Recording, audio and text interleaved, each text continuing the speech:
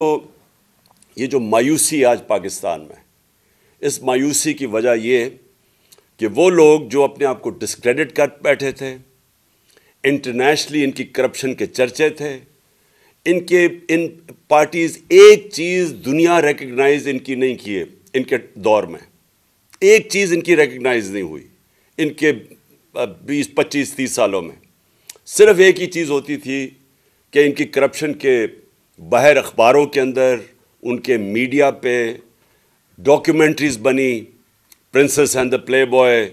اور پتہ نہیں ایلفرڈ ٹو پاکستان، وہ جو کرپشن کی ملین حدیبہ پیپر مل کی تھی، یہ سارے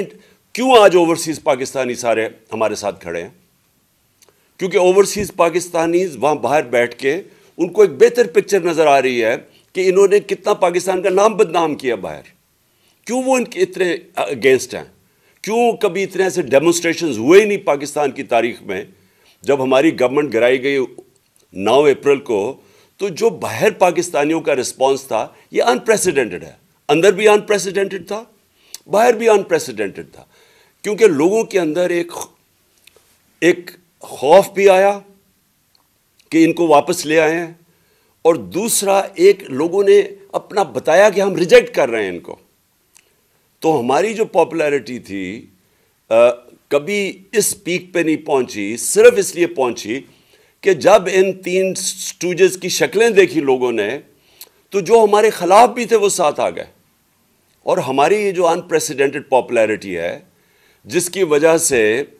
یہ سارے الیکشنز جب نام سنتے ہیں تو کانپیں ٹانگنی شروع ہو جاتی ہیں، کیونکہ یہ خوف زدہ ہیں، ان کو پتہ ہے کہ پبلک کدھر کھڑی ہو گئی ہے۔ تو سارا جو سٹیٹس کو کا سیٹ اپ ہے،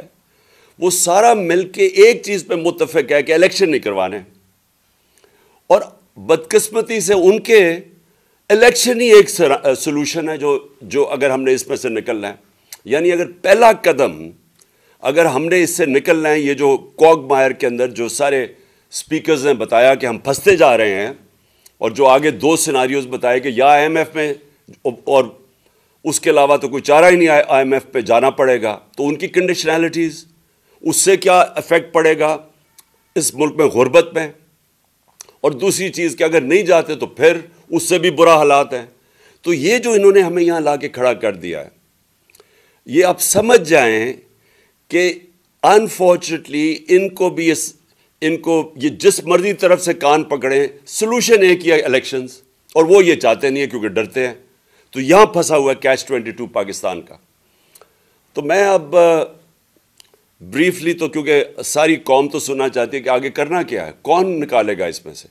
میں اس کے اوپر آؤں گا، لیکن میں ضرور یہ کہنا چاہتا ہوں، کیونکہ ساری میری قوم کو اس چیز کی سمجھ آنی چاہیے، اور آپ سب جتنے بیٹھے ہوئے ہیں، کہ دیکھیں جو اس ملک سے کیا گیا 9 اپریل کو، اور جس طرح کیا گیا، اور جس طرح کی سازش کی گئی، ایک وہ گورنمنٹ جو پہلی دفعہ آئی تھی